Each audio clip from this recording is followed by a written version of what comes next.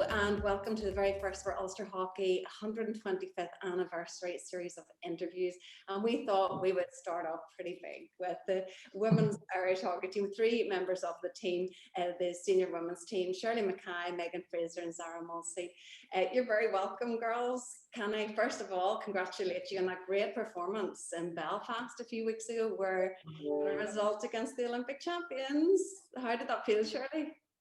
Yeah, it was brilliant. Obviously, it's been a while since GB have come over to don our shores and play us here. So usually we're begging to get a few games over in their patch of the woods. So it's really nice to have them to start with, and also to give them some good competitive games that went well, and we probably deserved to win the series in the end. We sort of gave them a draw in the last game, but no, plenty of positives to take.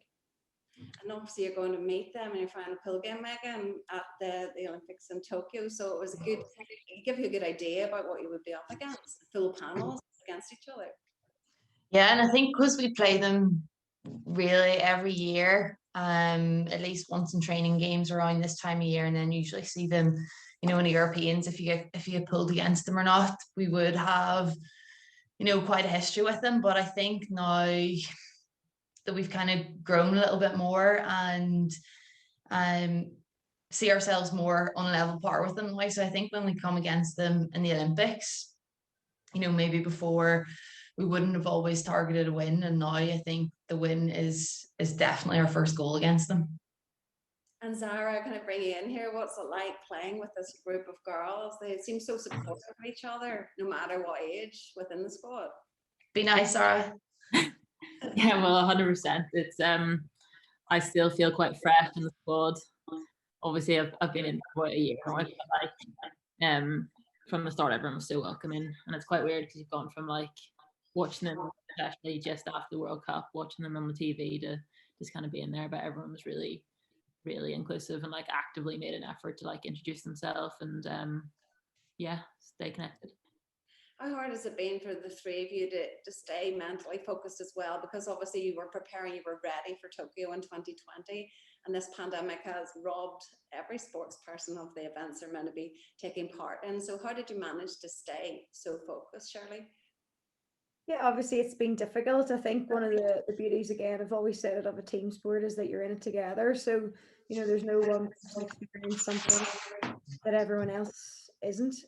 So there's been really difficult times. I suppose the height of that was when last year was postponed. But I think we've really rallied together and controlled what we can control. To be honest, the last year has gone by in such a flash. It's just mental how quickly time has passed, and here we are, 3 months out from a delayed Olympics, and it feels like it's now or never.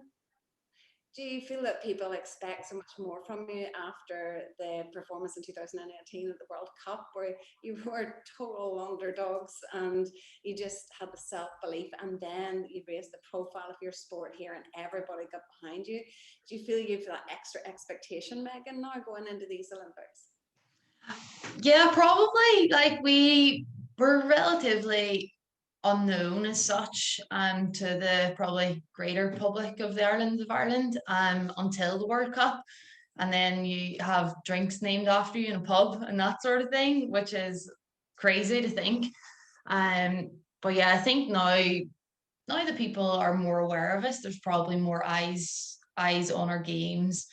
My neighbours and stuff were tuning into the most recent games there against GB, which they don't follow hockey, so it's great that that's happening now, and I suppose that does come with a bit of pressure. But I think the World Cup kind of showed us that we're very good at taking one match at a time, and we don't really let that pressure get to us too much. We stay quite focused on ourselves. What Shirley said, what we can control is big for us, and yeah, I think our sort of team morale and team spirit kind of keeps us quite grounded, and we don't like to get too ahead of ourselves. So yeah, we usually take one step at a time, and hopefully enough steps get us to the right destination. Now, since 2018, the main change would be obviously Sean Dancer coming in as head coach. You've still got Arlene Boyles there, who's a great influence as a woman and an inspiring woman. But what has Sean done, Zara, do you feel, to the team to get them ready for the big Olympic stage? Well, he really pushes the intensity of all training. Like, I obviously wasn't in beforehand. The girls always talk about like how hard we're pushing at the moment, and he keeps everything really competitive. And we're doing, obviously right now it's a bit different because we've had to make it really inter-squad competitive, so we've had all the inter-squad games and stuff. You know, he does his best to create like different teams in there and make it like match like properly competitive situation. And I think that's kind of the key, that huge mindset of everything should be a competition. We need to go and try and win everything and take everything with that kind of pace. Now, obviously, influential figures have shaped your hockey career. All of you, I'm going to take you right back to school days and how you got involved in hockey, whether it was one person who had a massive impact on your life. Now, Shirley, right back to Oma Academy at school, there was a certain coach called Mary Swan who had a big influence on you. Can you tell me about Mary? Yeah, so she definitely had a big impact in my life, and I suppose continues to do so today. She was up in Belfast for some reason over the GB series, and I managed to hear via a friend that she wished us good luck who had met her. But yeah, so I had never really heard of hockey or played any hockey until I went to secondary school, and she was my PE teacher there for the duration of my time in Oman. Really had a massive influence on my decision just to sort of stick with hockey and pursue it. And she always, she used to say about how we'd work and to earn money for 60 years of our life, so we may as well just enjoy our hockey at the time. And people were talking about getting part-time jobs and things and not being able to play hockey. So yeah, she was a massive influence on me. Really taught me a lot and was a really special person as I was growing up. So it's really nice to have that. You had a lot of success as a schoolgirl as well. I believe at the Kate Russell All Ireland, is that one of the biggest successes for you to be involved in that? Yeah, absolutely. And I think probably amongst the three of us, we probably all encountered a little bit of school success, and those are the best days of your life. So, when you talk about your favorite memories, even now, it's still those are the memories that you cherish, and the friends that you made, and the fun that you had, even in spite of all the international success as well. So, we won the All Irelands for the first time in the school's history, and it hasn't been achieved since. So that was a massive achievement for us. And I suppose like every school, you have your sort of your peaks and troughs, and we were lucky to have a really good crop of good players at that time. And Megan, for you as well, just the influences you had at school, or were there friends or family members who you talked to? Well, really, I suppose my mom was probably one of the most important ones in my hockey career at the beginning, because I came from, the same as Shirley, never seen a hockey stick until I got to secondary school, and I didn't like it. Just, it wasn't football and it wasn't netball, and that's what I wanted to play. And Foyle College didn't have either of those, so yeah, I took a huff with it before I even got into it, and then playing it in PE and stuff, I got to like it a little bit, but didn't want to go to the after school. And it was my mum that actually convinced me to give it a go and give it a chance and go to the after school stuff. And then from then, obviously, I came to love it. And in terms of school, I suppose Hilary McCay would have been my first teacher, but retired pretty quickly. And Kerry Eakin would have, taken a carload up to Belfast that got trials from Derry, and it's a whole day off for a teacher. And when parents couldn't take that time off, she was, even on a Saturday, drove us in her own time up to Belfast for these trials. And it's a big commitment, and you never know what would happen if you hadn't got someone that had that commitment to your development when you were growing up. So yeah, I suppose my early influences would have centered around my mum and Miss Eakin. you hear about the extended hockey family, it really is clear when we're talking to you that, you know, there are a lot of people that make things happen. They don't want the pat on the back. They don't want in the spotlight. They're just there like administrators, coaches, and people who really love hockey but don't want all this recognition for it. Zara, you're only 22, so I guess you're recently out of the school environment. It was Sullivan Upper was your school. So how good were they in terms of hockey and encouraging you there? Yeah, so good. I was kind of played all sports the whole way through school, and it was only kind of senior where I kind of started to focus in on hockey because I just couldn't decide. I just wanted to play them all. And then I had a really good coach there, Sarah Hutchison now, who like I'm still in contact with, and yeah, it was just kind of more her pushing towards that being the main focus. The kind of, you know, as Megan said, like they put you forward for the trials and like really they're the ones taking you at the start and encouraging that. So yeah, she kind of like changed my desire to play hockey. And yeah, then I ended up having like a really good group of friends in that hockey team in school, which kind of built on that even further. And we kind of all, you know, sacrificed things together and just like wanted to play. So I suppose that was huge for me, just like how enjoyable hockey was at school. And what level did you take it up to when you went across to Edinburgh for 4 years? So what did you learn there about playing in Scotland? Yeah, it was a completely different thing because, well, whenever I arrived in Edinburgh, I had just like kind of recovered from a pretty bad back injury. So I was kind of new team plus struggling with an injury, and it was kind of a bit of a hard transition. It was nice to play in like a different league, and we played the Scottish Premier League, but we also got to play like the Bucks University League, which had like really competitive teams, and you were playing against Birmingham University with like Lily Owsley and all those other girls. So it was that exposure that was really, really good. Yeah, and we were lucky in Edinburgh that we went to Europeans every year I was there. So I just kind of got exposure to just kind of that kind of environment. Yeah, I felt pretty lucky. I just kind of flukily landed on my feet with Edinburgh in that respect. Well, you mentioned discipline, several of you. Now, the discipline to be at the level that you three are at, it takes a heck of a lot of dedication. Shirley, I mind your mum at one point telling me about, you know, going down to Dublin, because you obviously played with old Alex and you were studying down there, but you were getting in the back of a car or maybe taking a quick lie down or eating a sandwich in the car, doing your homework on the way down. And that was from an early age, wasn't it? You just knew that this is what you wanted to do. You wanted to achieve something in hockey at the highest level. Yeah, and I guess we've never really known any different. So for all three of us, and I suppose Megan and I, particularly being a bit older and having travelled from a little bit further, being from Derry and Omagh, it just meant that there was a lot of travelling involved. And whether we were going to Belfast or we were going to Dublin, they both involved, you know, a 5-6 hour round trip every weekend. So that involves sacrifices, but we really have never known any different. So, you know, doing homework in the back of the car or trying to find a nap in any spare little time that we had, you know, was just part and parcel of what it meant. And as I said, like, because we didn't know any different, it was just how it was. And I suppose we made so many friends and we were having so much fun along the way that, you know, it really was so worth it. And we're still, you know, we've made lifelong friends to this day. So you know, those are things you have to cherish and you can't take for granted. And one of the things all of you will come up against is obviously the dreaded injuries.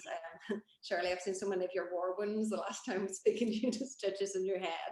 But Megan, last time I was talking to you, you had a long-term injury you had to recover from.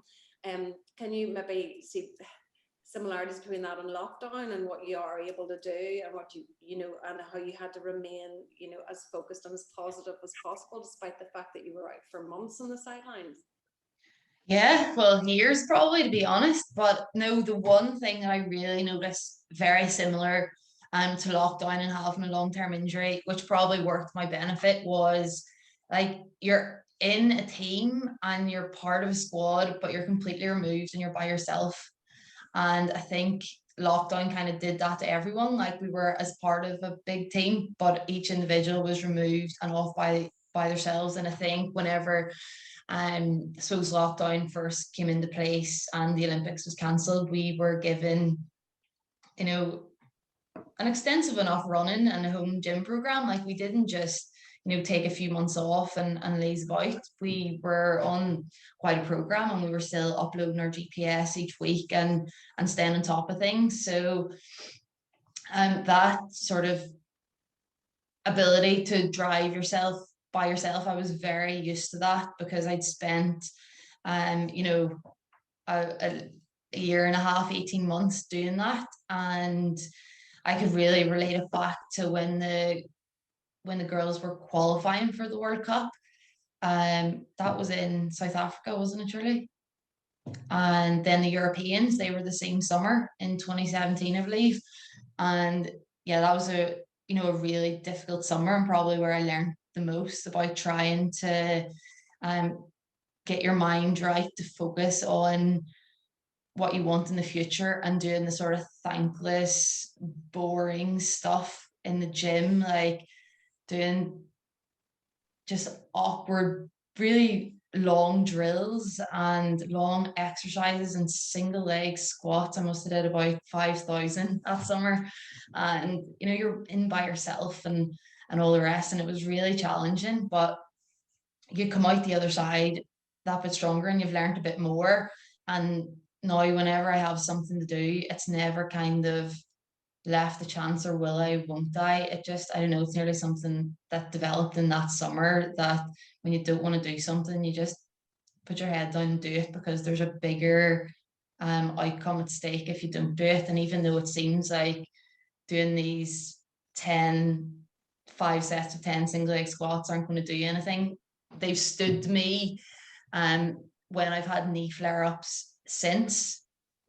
That work that I did that summer actually stood to me. So it's a long-winded answer for what you asked, but yeah, definitely there's parallels between that loneliness of being by yourself and having to keep training with injury and with lockdown too, that everyone's felt, sports people or not, the last year. And obviously, you could, Shirley, as well, can share this experience about how to get over the tough times with the likes of Zara. And I think that's what's so important, is that you are role models, and we do need role models in every sport for younger players to look up to and aspire to. And Zara, how has it been to have the likes of Shirley and Megan in a squad to learn from and to be educated by?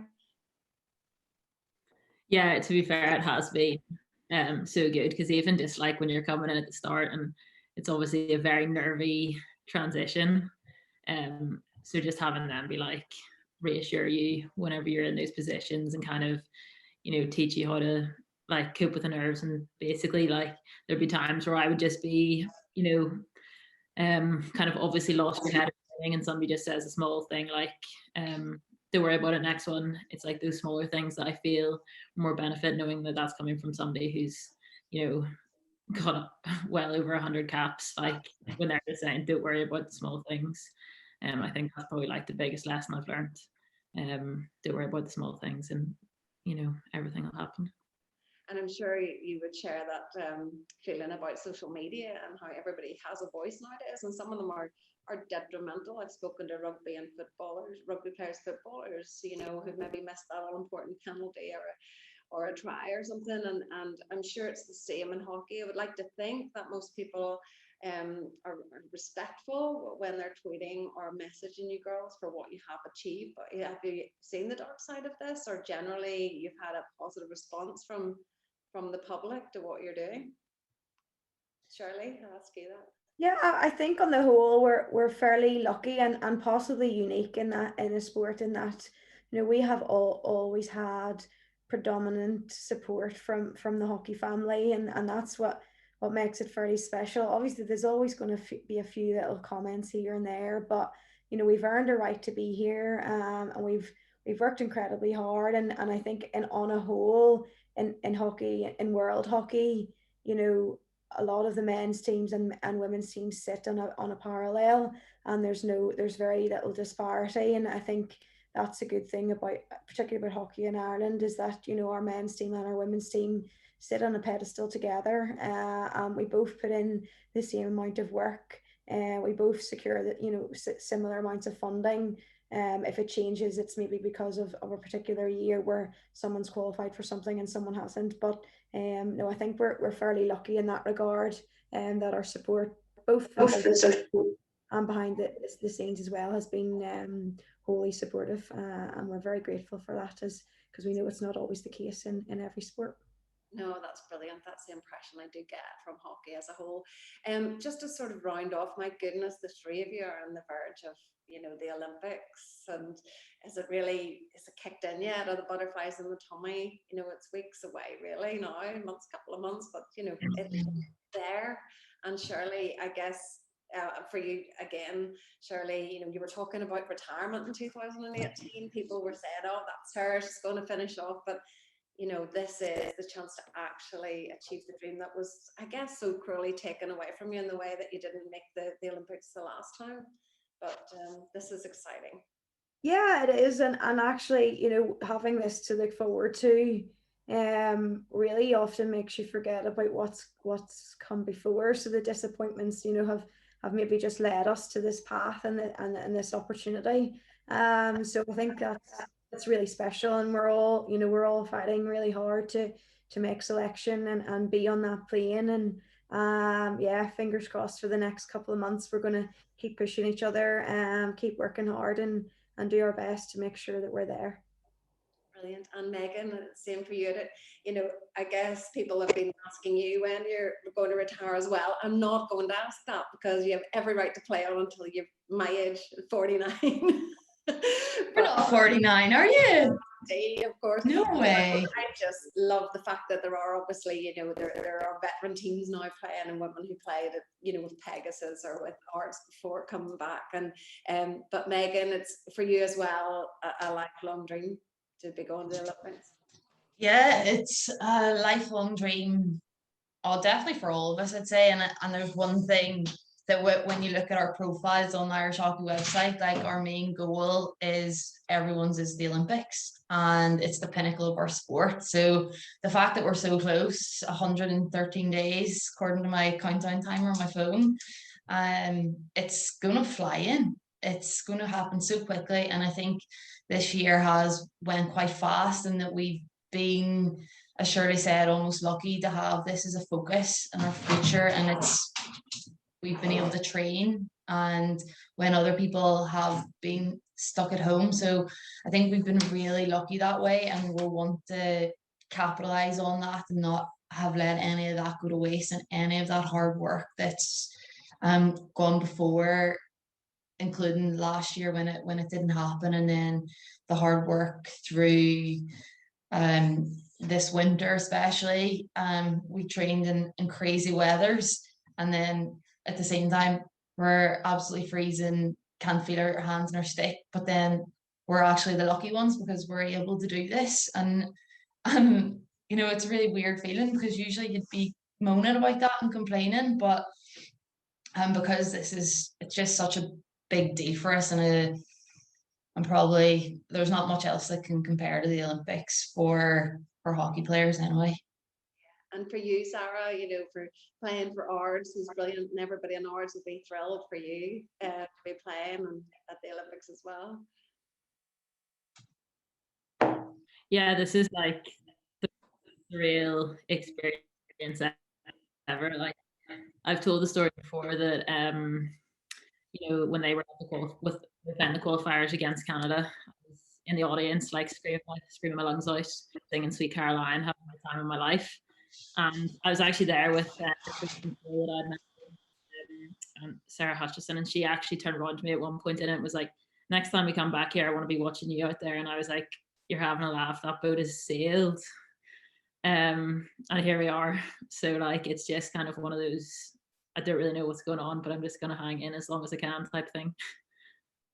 And everyone, yeah, is like over the moon. Anytime there's any newspaper article in the Chronicle, anything like that, they're straight in the group chat. Everyone's yeah, unbelievably supportive.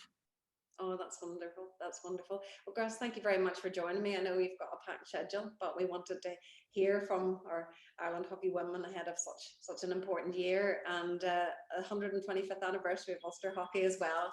There's more to come, I'm sure. There's more stories. So you come back and tell us about them after the Olympics, yeah? Yeah, absolutely. Okay. Of course. I'll hold you to that. That's a promise. Okay. Thank you very much. Thank you. Thanks. Cheers.